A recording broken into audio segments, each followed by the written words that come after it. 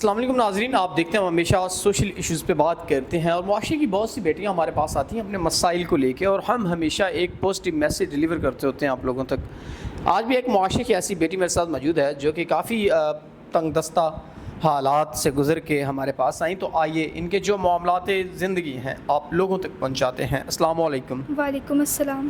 اچھا، مجھے بتائیے گا کہ کیا معاملات زندگی ہیں، کیا پریشانیاں ہیں جن کی وجہ سے آپ پریشان ہیں؟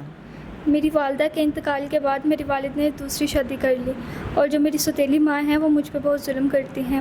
وہ میری شادی ایک ایسے شخص سے کروانا چاہتی ہیں جو کہ زیادہ عمر کا ہے اور کردار کا بھی اچھا نہیں ہے، تو لالچ کی وجہ سے وہ میری شادی ایسے شخص سے کروا رہی ہیں۔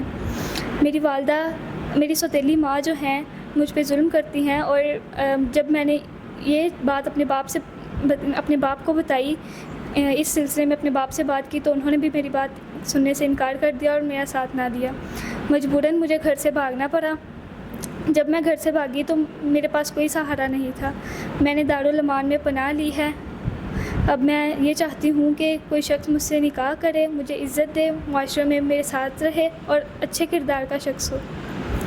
ناظرین، بہن نے واضح طور پہ بتا دیا کہ وہ اس معاشرے میں کس حد تک تنگ ہے۔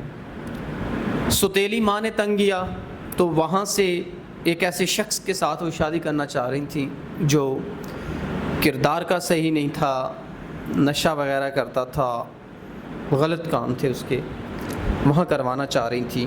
تو انہوں نے کہا کہ میں نے نہیں کرنا، تو وہاں سے مجبوراً ان کو بھاگنا پڑا، اور بھاگ کر انہوں نے دارالامان میں کچھ دن یہ رہیں، تو اب یہ ہمارے پاس آئیں اپنے اس مسئلے کو حل کروانے کے لیے۔ تو اب یہ چاہتی ہیں کوئی ایسا انسان، سنسیئر پرسن، جو ان کے معاملات زندگی اور ضروریات زندگی دونوں کا تحفظ کر سکتا ہے، تو وہ ان سے نکاح کر سکتا ہے۔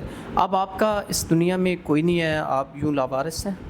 جی، میں بس اتنا چاہتی ہوں کہ کوئی اچھا شخص مجھ سے نکاح کرے جو مجھے اپنی عزت بنائے اور بس میرے معاشرے میں میرے ساتھ چلے ہمیشہ۔